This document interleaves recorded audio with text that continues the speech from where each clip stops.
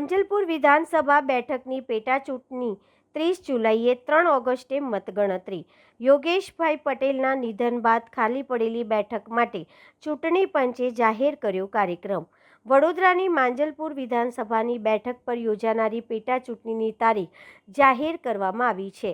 ગુજરાત વિધાનસભાના સૌથી વરિષ્ઠ ધારાસભ્ય યોગેશભાઈ પટેલના નિધન બાદ ખાલી પડેલી આ બેઠક માટે 30 જુલાઈ 2026ના રોજ મતદાન યોજાશે, જ્યારે 3 ઓગસ્ટ 2026ના રોજ મતગણતરી હાથ ધરાશે.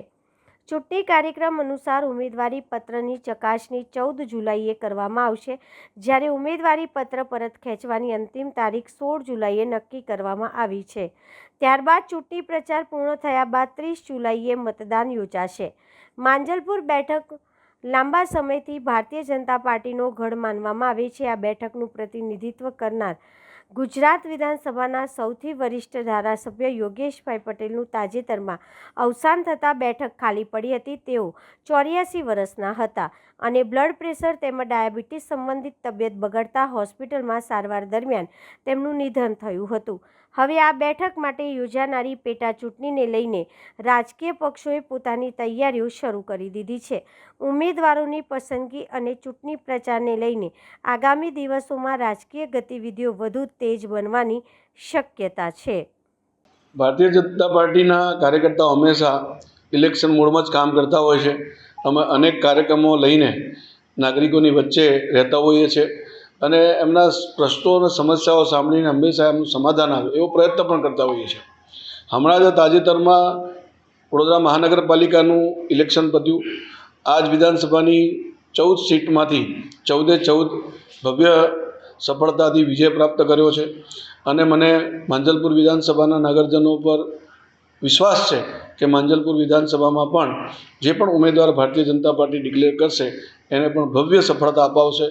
30 જુલાઈએ આ પેટા ચૂંટણીની તારીખ ડિક્લેર થઈ છે. 3 ઓગસ્ટે એનું મતગણતરી થવાની છે અને મને પૂર્ણ વિશ્વાસ છે કે 3 ઓગસ્ટે માંજલપુર વિધાનસભામાં અમારું કમળ ભવ્ય સરસાઈથી ખીલશે. શું કહેશો? આપનું પણ નામ છે અને લોકોના નામો ચાલી રહ્યા છે, તો કયા પ્રકારે આ પ્રક્રિયા ઉમેદવાર માટેની થશે અને યોગેશ પટેલની જે લેગસી હતી હવે આગળ ધપાવવાની છે, શું વિચાર છે? જે પણ પાર્ટી ઉમેદવાર નક્કી કરતી હોય છે એની એક બંધારણીય પ્રક્રિયા છે. એ પ્રમાણે ઉમેદવારી નોંધાવવાની પણ જે પણ કાર્યકર્તાની ઈચ્છાઓ નોંધાવી શકે છે.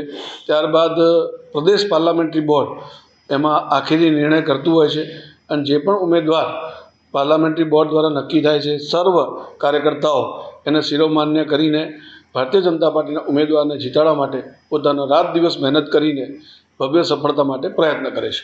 અત્યાર સુધી આ બેઠક પટેલ ઉપર રહી, તો હવે આ વખત કોઈ બીજા કોઈ સમીકરણ આવી શકે? ભારતીય જનતા પાર્ટીના જે સિદ્ધાંતો છે એમાં મને નરેન્દ્રભાઈ હંમેશા કહેતા હોય છે કે સૌનો સાથ, સૌનો વિકાસ, સૌનો વિશ્વાસ અને સૌનો પ્રયાસ. એટલે જે પણ કોઈ ઉમેદવાર હશે એ સૌને સાથે રાખીને ચાલશે અને પ્રજાકીય કામો સરળતાથી સમાધાનથી થાય એવા પ્રકારનો પ્રયાસ કરનાર ઉમેદવાર હશે.